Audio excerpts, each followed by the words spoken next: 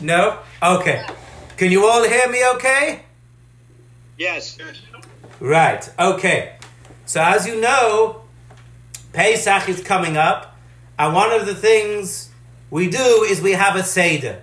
So I wanted to spend a few minutes talking about the Seder. A lot of people are making Seder for the first time. Now when people told me, oh Rabbi, we're making Seder for the first time, I said, well, you're not making Seder for the first time. You have Seder every year.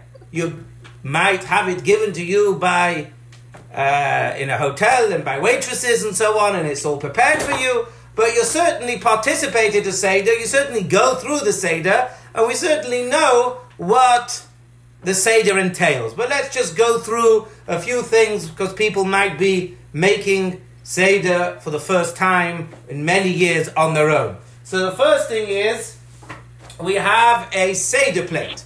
Now, obviously, if you have a Seder plate, or you can buy a Seder plate, that's fine. If you can buy the artifacts for the Seder plate, that's great. But obviously there might be people this year that cannot have a Seder plate. They can't go out, they can't get one. Amazon are slow delivering. So let's go through some of the basics of a Seder plate. So where does a Seder plate come from? Why do we have a Seder plate? So if you look in the Gemara in Pesachim, obviously that talks about Pesach. Page Kof Yud Daled 114 in the Mishnah. It says, Heviu lefanav metabe b'chazeres. You bring himself the maror that you dip into the charoses. Acha magila papersa. Pas heviu lefanav matzah b'chazeres. Then you bring matzah and you have lettuce v'charoses or shnei tavshilin and 2 cooked foods. Even though the charoses is not a mitzvah. So you see, there is this idea of having 2 cooked foods at the Seder. That's the Mishnah. And if we go on to the Gemara Kof Yod Daled Amud Beis, the Gemara at the bottom says like this. The Gemara says, Ama Cheskia Ama, Afilu dog ubeitza she'alu. Even if you just have a fish and a egg, that counts as the 2 cooked food for the Seder plate. Rav Yaitzi v'amatzor shnei minei basa. He says, no, you need 2 types of meat. Echad zeicher Pesach. One is a remembrance for the carbon Pesach that they used to have. Ve'echad zeicher chagiga. And one as a remembrance for the chagiga that was eaten with the carbon Pesach. So they used to bring 2 offerings. One was a carbon chagiga that they would eat for the dinner, and one was a carbon pesach, the famous mitzvah that everybody had to bring. So we have 2 cooked foods to remember this. However, what do we go later? Ravina Amar filu gama ivishula. Even a bone and its sauce, that counts as the 2 things for the Seder plate. And it goes on to say even beets, silka ve'eroiza, a beet and a piece of rice. So therefore you see that this idea of having 2 foods, remembering the Yetzias Mitzrayim, the Korban Pesach, and the Chagiga offerings. And the common custom is to have a shank bone. This is one that was made by my daughter. We have a shank bone and we have a roasted egg. One of the reasons why we have an egg is because an egg symbolizes Avelos, mourning, and of course we're now mourning for the temple. A lot of people burn it. They take an egg, they burn it. Therefore it looks and reminds you of being burnt, of the Beis HaMikdash being burnt. But if you cannot get an egg, because even nowadays the shops are running out of eggs and they're limiting you to a certain amount of eggs, and certainly if you cannot get a bone, right, you might not be able to get yourself a bone, as you see quite clearly in the Gemara, you can use beets. You can use a beet, and also I suppose for vegetarians, although you don't eat the simonim, you don't eat it, but you have it there. So you can even use beets. So that's number 1. If you're not able to get the artifacts for the Seder plate, you can use any cooked item. Beets, whatever food. Now presumably you're going to have some cooked food, because you're going to be eating cooked food on Pesach, I hope. So therefore, you can use any cooked food for the zeroah, for the bone. If you don't have a bone, you can use any cooked food, even a beet. So basically what comes out of this Gemara is the Seder plate is a plate of convenience, right? We all know that you have to eat certain things at the Seder. You have to eat matzah, you have to eat the maror, you have the charoses that you dip the maror into, you have the carapace that you eat. So because you have to have all of these things, it makes sense to put them together on a plate. And of course, according to I guess it's from last traditional Jewish thought, there's a machlokas about it, how the order of the plate should be. But I don't want to get too much into that now, because you can all see, if you take the Haggadahs, the free Haggadahs that you get, the Maxwell House, L'cha Hashem Maxwell House, as we say at the end in Nirtzah, you get your free Haggadahs. There's a picture here. So if you cannot get yourself a Seder plate, you can print one off the internet. You can get a piece of paper, you print one out, just like my daughter made, right? And you put it on a plate. Failing that, if you cannot even print that, you don't have a printer or you've run out of paper, then you can make your own Seder plate, assuming you have these ingredients. This is a cupcake holder, right? Little cupcake holders. You put it on a plate, and you put the various artifacts in the right order on your Seder plate. So you'd put your beitza, your egg, your hard-boiled egg that you burnt over here. Maybe the men should do it because they can burn things. They like to burn things, right? Then you have your shank bone or other cooked food like a beet or anything else that you can muster in these difficult times. And then, of course, you have your karpas. People use any vegetable, potatoes.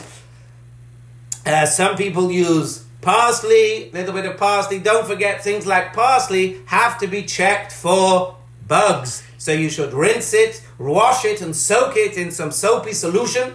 Seventh generation is usually the best thing they use, if you can get any soap, that is, or seventh generation. Then you rinse it off completely, and then you check it. Either you put it back into water, and then you check the water after a couple of minutes to see that there's no bugs floating about. And if there's no little bugs floating about, you know you can eat your parsley, and that also goes on the Seder plate. So we have our egg, and we have our bone, which can be any cooked foods like we've said. And then you have your karpas, you have your green herbs, which a lot of people use parsley or cilantro or something like that. Or you could use potatoes. Then we have the maror, which can be horseradish or lettuce or something. And then we have the charoses. The charoses, again, there's many different traditions, what you put in the charoses, how you make it. Now, of course, you may not be able to get all the ingredients this year. Some people put in dates, wine, you hopefully should have. There should be plenty of wine and grape juice and so on. But if you cannot get all the ingredients, what can you do? As we said here, Ava Pisha ein charoses mitzvah. The charoses is not a mitzvah. So if you don't have the charoses, you still very much continue with the Seder. So that's the Seder plate. You can make your own. You can put it together. That's fine.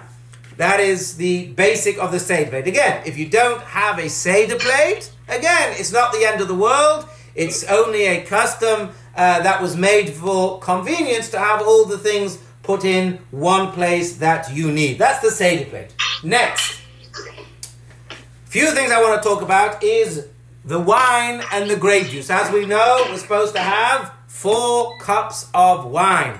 But there, of course, is a minimum amount of wine that we need to have. Before I say what those minimum amounts are, it's also important to notice there's a separate idea to drink, to have the cup full, and to drink the majority, if not all, of the cup. Why? Because at the end of the day, Pesach, Seder night, is all about cherus. It's all about freedom. It's all about showing that we are free, even though we don't feel very free at the moment. It's all about showing that derech cherus, we are free, we are affluent, and therefore, when you go to big events, they don't give you half cups. Although I must say, when we went to our Purim party, and I ordered a glass of wine for Purim, they brought me half a glass. So I was thinking, aha, if in a high established restaurant that Delray Orthodox Shul chooses to use for its Purim party only give you half a cup, that probably shows that the world has changed and people do have half cups of wine. I don't know, maybe more connoisseurs of wine will tell you that you only take half a cup and you swish it around. But anyway, the idea is to have a full cup. So, the bigger the cups that you use, the more wine you will use, the more intoxicated you will get.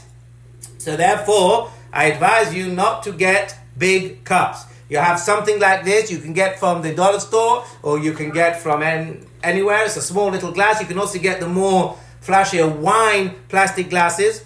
And basically, if you look here in the OU manual, it says that the amount one has for wine should be about 3.3 fluid ounces. I have here one of my baby's bottles, and it has the ounces. That's what 3.3 approximately ounces looks like. See, it's a reasonable amount, but not too much. And when, I'll try not to spill my Gemara, when you pour it into the cup, you'll see that these basic cups, they hold the 3.3 ounces that you need. And again, it's not too big. If you use one of these massive glasses, then you have to drink a whole big shir, you have to drink a whole load of wine, and that not be good for you, and it might not be good for the rest of the participation at the Seder. Anybody have any questions so far? No. No? Right. Okay. I'm all confused. What is it that you mean by minimum? Is it wine as opposed to grape juice? I'm all confused. You can have wine, preferably, or you can have grape juice, yes. But there is a minimum amount that your glasses must have. And you must drink the majority of this for each cup. So for each cup, not just a little sip, you shall be drinking the majority of this amount of wine or grape juice. 3.3 ounces. So that is important. If you want to do the mitzvah properly, you should be drinking enough wine. Now, matzah. There's also a minimum amount of matzah that one should have. And I'm going to start off, because I've got my matzah here. I've got my matzah. Here we go. And you will see. I can't. This, I can listen to you in it. This is a machine standard size piece of matzah. I'm not going to take out my hand-baked matzah at the moment because that's very expensive and I don't want to ruin it before Pesach. But this is a machine matzah. This here is the amount of matzah that you need to be having. Now if you see, hopefully you can. If I put this matzah on this piece of paper, you will see that the matzah goes all the way down the length of the matzah and the width goes all the way till here. So I will say that's about 6/8 of the matzah. So basically you're eating a nearly full sheet of matzah. So that is a lot of matzah that you need to have. When it comes to korech, which is a rabbinic idea, one can have less. This blue area, which is approximately half of a matzah. So far, you've got to have one of these sheets for matzah, you have another half for korech, that's 1.5, and then you have to have another one for the afikoman. So you're having 2.5 of these matzahs for the Seder.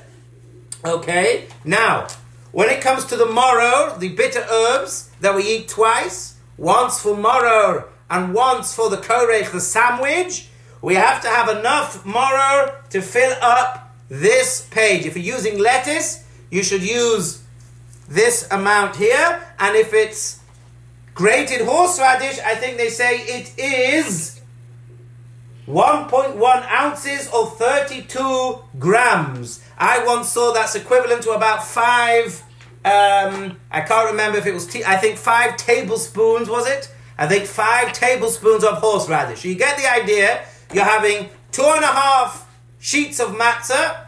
You're having 2 times this amount of lettuce. Now, if you want to do half lettuce and then half horseradish, that's fine. That's what a lot of people do.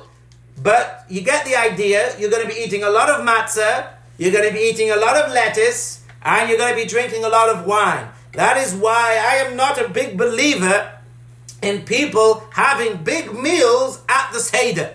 Because by most people, if I told you now to go and eat 2.5 of these sheets, followed by a whole load of lettuce, followed by 4 cups of wine, you will probably tell me, Rabbi, I'm stuffed. Am I right? Yeah, most people will say that?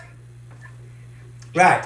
So therefore, bear that in mind. Don't make the mistake of having a huge meal at your Seder, and then when it comes to the matzah for the Afikoman, you're too full, and you only have a little bit. You want to have your nice meals, have them the rest of Pesach. First day Yom Tov, you have a wonderful meal. Second day Yom Tov, Shabbos, you have amazing meals. But the Seder, you need to make sure you leave enough room for all the matzah that you need to have. The mitzvah really is to finish the Afikoman and the Hallel, the singing that is part of the integral part of the mitzvah of Afikoman, that we sing to Hashem to thank Him, should be done before Chatzos, which I think in Florida was about 1:24, was it? Something like that, 1:24 a.m. So if nightfall is 8:16, you have to finish your Seder by 1:24. So you have to get a move on with it. Most people will be well in bed by 1:24, but you have to make sure that you have finished everything that you need to be done by then. So you get the idea how much you need to have. The idea of the Afikoman is Nechol al Hasova, which means that the matzah for the Afikoman should complete your feeling satisfied. That means you can't eat it when you're feeling, you can't eat, you're really forcing it down. That's not the mitzvah. That's what you call Achila Gasa, that's overeating, and that's not the mitzvah. If you eat it and you're still hungry, and you're like, ooh, I could have plenty more to eat now, you also don't fulfill the mitzvah. You have to have enough food that when you finish this matzah, you're like, that's it, I am full. Rabbi. So, yeah. Yes, did somebody ask a question? No? I thought I heard somebody asking a question. I'm going to ask a question. The Afikoman is just so big. And if you have 3 or 4 at the Seder table, there's just so much that can go around. I don't understand. You have to eat this much, but... Yes, each individual person, men and women, should be eating that amount of matzah. Yes. There's not enough on the Afikoman. It doesn't make sense. Are you talking about there's not enough on that piece of matzah that you break in the beginning of the Seder? Yeah. Well, then you have to add extra pieces of matzah. What you would do is give everybody a little piece from that and supplement it with other matzah from the box. You understand this? Yes, I do. So therefore, he's talking about you take the matzah at the beginning of the Seder and you break it in half. But that half is not enough for everybody to eat.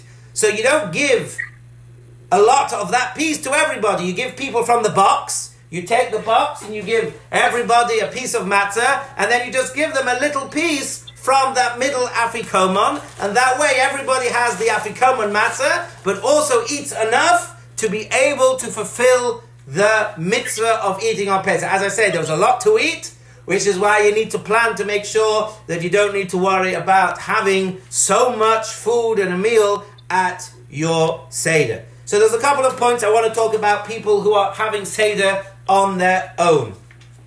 According to the Mishnah Berurah, the mitzvah of Seder Haggadah, the discussion of Mitzrayim, is to ask questions. So even if there's no youngsters, you still ask the man Ishtana, you still ask the 4 questions, and you still answer the questions. Now I must say, I've never had Seder on my own, but I have had Seder with one other person. Actually, when I first got married, the first couple of years, I had Seder just with my wife. And then when I was a Rav in England, I had Seder with my brother. I would go with my brother. Nobody wanted to come for Seder, so we had Seder, just my brother and I. And again, we would ask the questions to each other. You would have one designated leader of the Seder, and he was the one who would run the Seder. and people ask him questions, and he answers the manishtana questions, because the mitzvah, one of the mitzvahs, is to talk in question and answer format. So even if there is just two people and there's no young kids, you still ask the manishtana and you still answer the avodim hayinu. There is no reason, I've got it written down here somewhere, that everybody reads every word of the Haggadah. You don't need to read every word. The mitzvah is to hear and to talk about, be involved in the Tzipur Yeshias Mitzrayim. So as long as somebody is reading, and as long as you are hearing and being involved, you fulfill the mitzvah. If you can't read the Hebrew, then you can read it in English. So that's... Can the Afikoman be supplemented with non-shmura matzah? No, one should make sure that all the matzah, if there's enough matzah at the moment going round, all the matzah that one has at the Seder for matzah and for Afikoman is shmura matzah. That's very important if it is possible. If you can't get shmura matzah, then of course there's not much you can do. You just have ordinary matzah. In fact, the OU put out a statement that any machine matzah bearing an OU hechsher was turned on for the sake of the mitzvah and can be used as shmura in an emergency. So if you haven't got shmura, it's not a reason to skimp on buying the shmura matzah, but in cases of emergency, like it might be this year, you can rely that any OU hechsher matzah like this one, or the Yehuda matzahs I think are also OU matzahs, then you can rely that was turned on for the sake of the mitzvah of matzah, and therefore you can rely on it to eat it at Seder night if you so need. So again, you don't need to say every word of the Haggadah. The most important parts of the Haggadah are asking the 4 questions. That's an important part.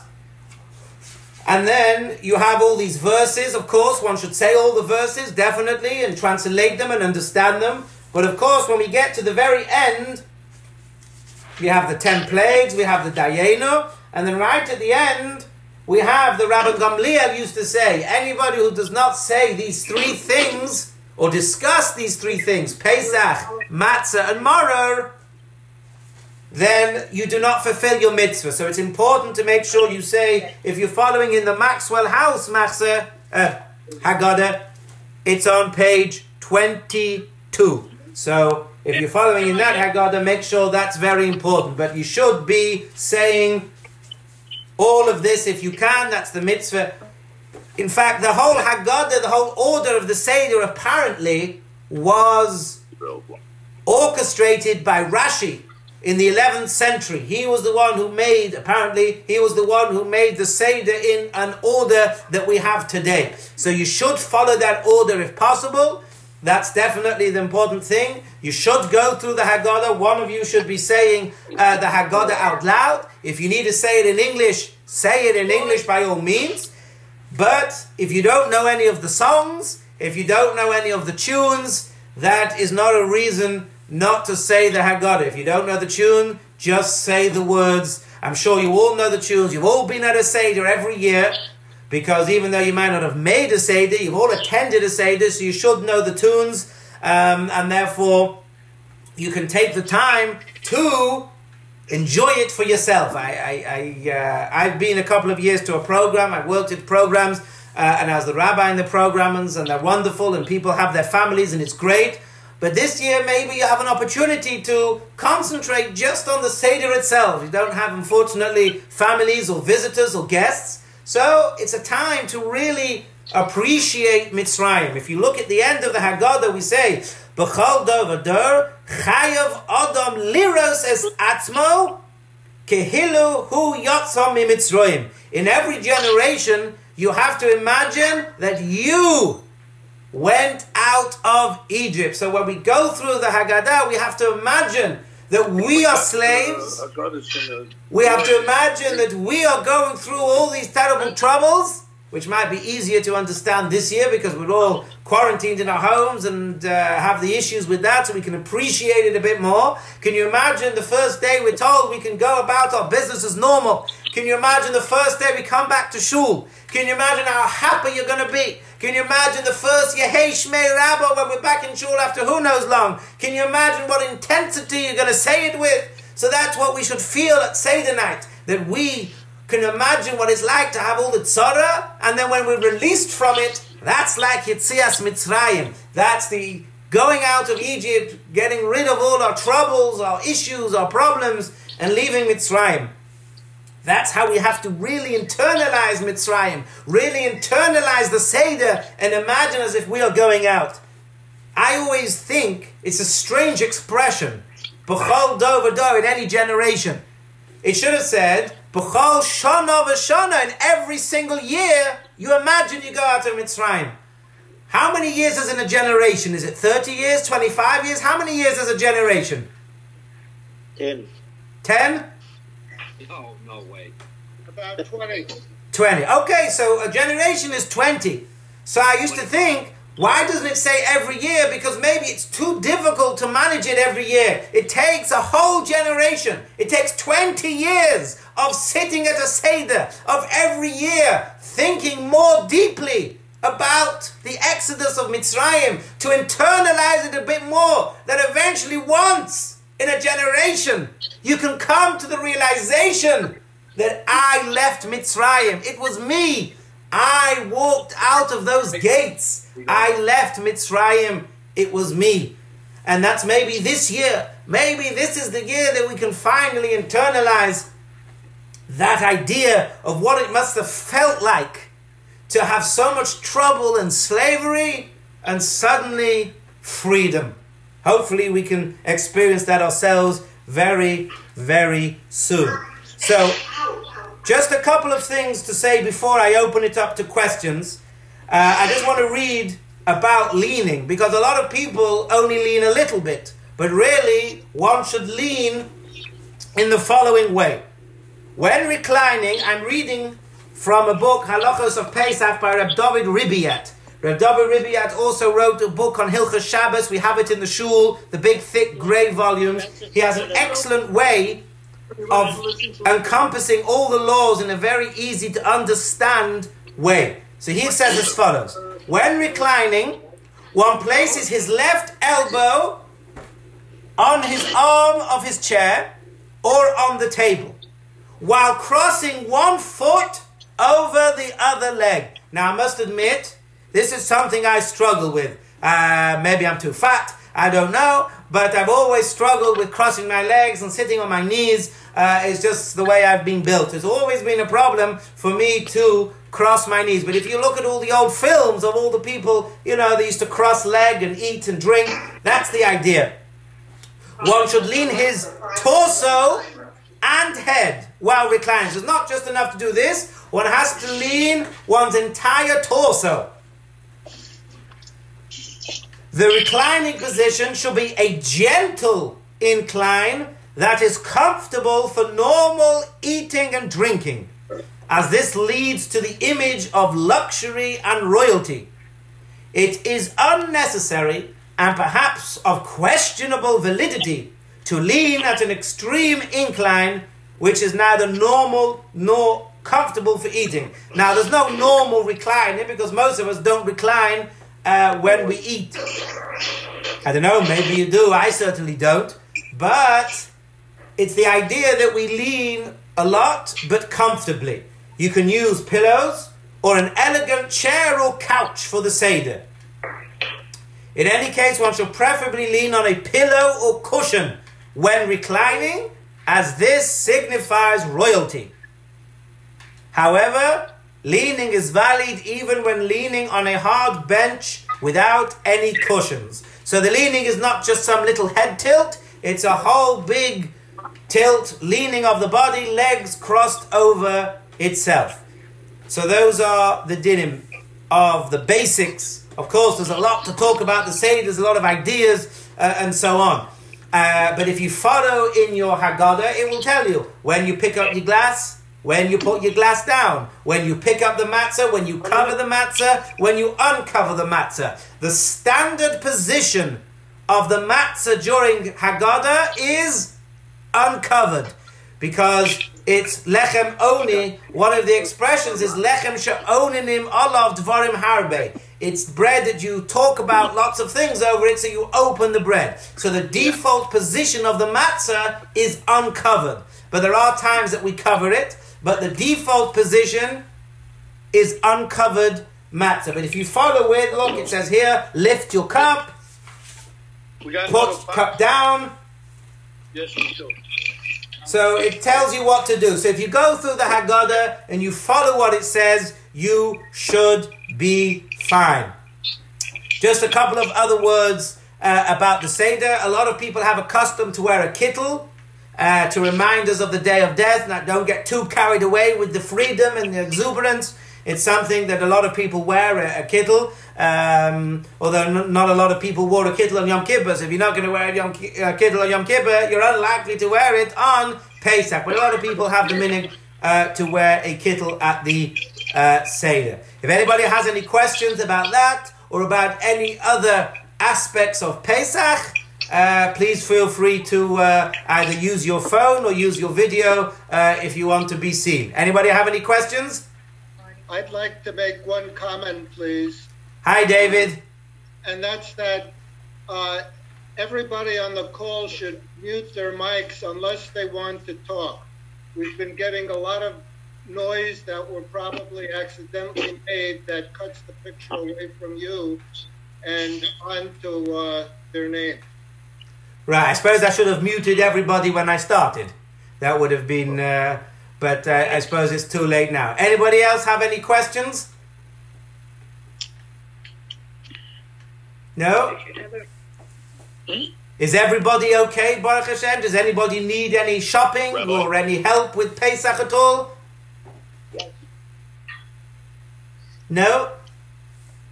Rabbi? Hello, Mendy. How are you? I'm Rabbi. This year we're not be able to burn the chametz. What do we do on the morning?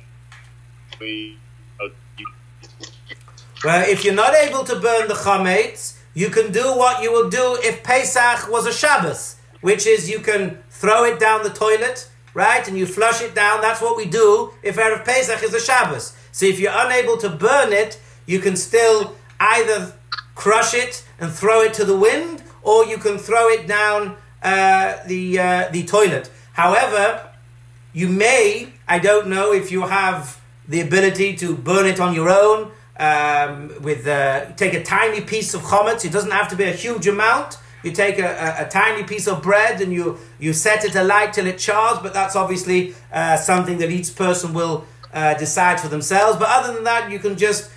I was listening to a shiur by Rabbi Heinemann from the Stockade, and he said that from Purim time, every time you eat chametz, if you're eating up your stores and supplies of chametz, you get the mitzvah of destroying chametz by eating it. So if you finished off the chametz on Erev Pesach, that's the mitzvah also of destroying chametz.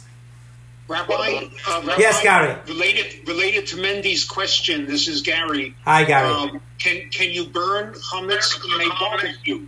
Can we burn chametz in the barbecue? As long as you're not planning to use that barbecue for Pesach, then that's fine. But you should make sure, in any case, however you burn the chametz, that the chametz is completely burned and charred and totally destroyed. So it can't just be like a partial burning and half the bread is still there. So make sure it's completely charred. And if you're not planning to use your grill for Pesach, then that's a great place to burn it. Yeah. Thank you, Rabbi. What about putting it into the public dumpster at yours? Yeah, public dumpster is great. I should say that if you have a private dumpster that is not emptied on Erev Pesach, some people say you still own it because it's in your property. So what you should do if you're doing that, I suppose the country club have public dumpsters, right? So once you put it in the public dumpster, it's fine.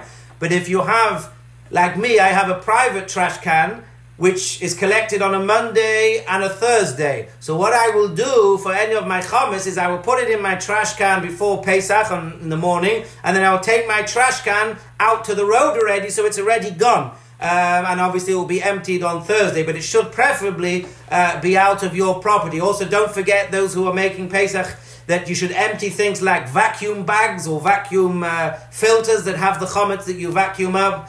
Just a couple of other points about vacuuming. There is no need to go crazy about cleaning for Pesach. Most of you don't have to worry about kids taking chametz all over the place.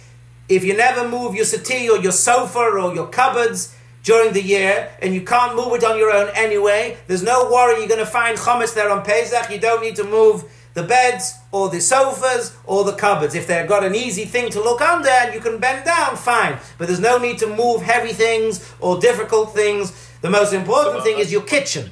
Where you actually eat chametz, you got to make sure that's clean. But again, if you're talking about kashering it, that's very difficult. Pouring the water might be dangerous. You can just clean it and you can just cover it. You cover your sides, you can cover your sink. If you're able to get an insert bowl, you can get them. I've got them for a couple of dollars from the dollar store. You know, the ones people use for Nagelwasser sometimes, that you can use in your sink instead of putting your dishes directly in the sink. That's fine. So you don't have to go too crazy. You don't have to drive yourselves meshuggah. We've sold the chametz, so we will sell the chametz to the non-Jew, hopefully. I did scare a few people when I put in that if we're unable to sell the chametz this year due to quarantining or whatever, but of course we will do everything possible to make sure that the chametz is sold. I know I have a couple of non-Jews that I have phone numbers of, so I suppose the very least is I could do it over the internet somehow if it comes to it. So it should be something that is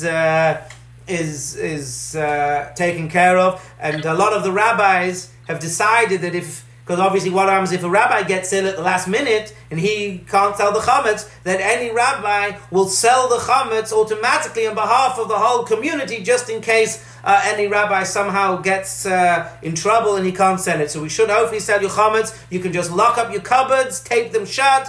You don't have to worry about getting rid of the stuff. Keep it there. The only thing you have to be concerned about is your refrigerator. Because when you sell the chametz to the goy, you are renting out the space that the chametz resides. That's how he buys it. He buys it because he's rented out your cupboard that keeps his chametz for him. So therefore, if you're renting out your space, you cannot keep your own stuff in his space. So if you've got chametz in your refrigerator, even if it's in bags, that's a problem because you've rented out that space to the non-Jew. So if you have a second refrigerator, you can have one chametz locked away and one for Pesach, that's fine. Otherwise, you have a problem. If it's not real chametz, if it's just kitnios, let's say, that's okay, because you don't really need to sell kitnios. But if it's real chametz, things like soy sauce, they have wheat in it apparently, and things with citric acid and all sorts of things, they should either be gotten rid of. Maybe if somebody has a spare big refrigerator, we could somehow join together and put stuff in the refrigerator. I don't know if the shul are interested in allowing their refrigerators to store stuff of chametz that people want to get rid of in their refrigerators. That's something that you'll have to ask the shul, but that is something that's important. Anybody else have any questions? Go. No? Anybody? I lost the sound. Okay, well I think my meeting is finished because we only get 40 minutes. So I wish everybody hatzlacha, and we'll see you again in Mitzvah Hashem Thursday morning for our davening. Thursday morning? Yes, that's Rosh Chodesh Nisan. I see that I'm getting a rude message that my meeting is about to finish because we only get 40 minutes. So have a good day, everybody. Thank you.